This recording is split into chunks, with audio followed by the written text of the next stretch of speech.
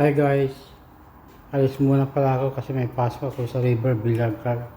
Tara, samahan niyo ako sa aking paglalakbay patungo sa River Billiard Club. Ito po guys ang pathway na palabas sa aking barracks. Siya nga pala guys, bago ako papasok, dalang ko muna ang aking tanim na alugbati kung ano na ang lagay. Ito guys, tignan niyo ang aking tanim na alugbati. Ayan. Okay pa rin siya, marami pa siyang dahon at talbos. Nakita niyo naman guys, di ba? Pati ang aking tanim na dragon fruit, tingnan niyo guys, ang haba na di ba? Haba na siya. Ito guys, ang ganda ng aking tanim na alugbati, daming dahon. Hindi ko na po siya dinidiligan guys kasi naulan naman, kaya okay lang. Saka ko na lang diligan pag wala ng ulan guys. Okay guys, tara diretso na tayo sa aking work. Ito po ang daan palabas sa aking barracks guys. Tignan nyo naman, basa kasi palagi pong naulan, kaya ayan, basa ang sahig guys. Ito po ang aking daan palabas ng aking barracks, may hagdanan na mataas. Kaya dito, dahan-dahan lang ang pagbaba. Ingat lang kasi matarik to. Mahirap na baka mahulog tayo. Masakit kaya yun guys. Ayan. Ayan. Okay. Good na good. Ayan guys. Ito na ako sa labas ng aking barracks. Oh, naku. Grabe. Ang daming sasakyan guys. Tignan nyo. Iba-ibang uring sasakyan. Ito po ang labas ng aking barracks guys. Ang makikita nyo dyan ay ang New XO Market. Yan po ay supermarket na bilihan ng pagkain. Saka doon po sa bandaran yung LG Market, bilihan din ng pagkain guys. Ayan, kaya wala akong problema sa pagkain basta mayroong pambili. Ayan guys, tignan nyo. At ito guys, tignan nyo naman, soon to be open.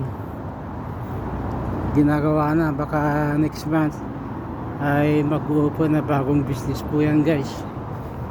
Ang pangalan niya ay Saipan Gift Shop. Yan, Saipan Gift Shop po yun guys. Next month baka mag-open na yan, kaya abangan po natin guys.